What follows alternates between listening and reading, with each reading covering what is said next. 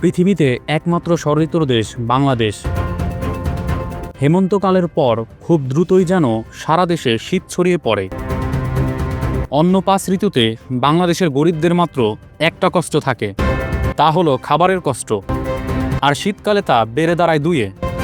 খাবারের কষ্টের পাশাপাশি তাদের ঠান্ডার খুব কষ্ট হয়। শীতে গরিবদের গরম কাপড়ের অভাব হয়ে পড়ে। উচ্চবিত্ত ও মধ্যবিত্তরা 2 বা 3টি বা তারও অধিক বস্ত্র ব্যবহার করে থাকে, কিন্তু গরিব অসহায় মানুষ তাদের প্রয়োজনীয় একটা পোশাকের ব্যবস্থাই করতে পারে না।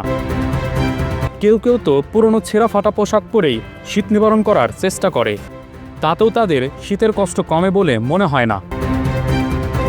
এতে করে মানুষের শীত না কমলেও তারা আগুন জ্বালিয়ে বা কোনো না কোনোভাবে একটু উষ্ণতার পরশ পেতে পারে, কিন্তু পশু পাখির পক্ষে সেই ব্যবস্থাটুকুও নেই। এই তীব্র শীতে রাস্তায় থাকা সকল প্রাণীর অনেক কষ্ট হয়। শীত কুয়াশার প্রভাব পড়ছে প্রাণীর দেহে। রাস্তার কুকুর বেড়াল শীতে খুবই কাবুক, কাঁপছে অন্যান্য পোষ্য প্রাণীরাও।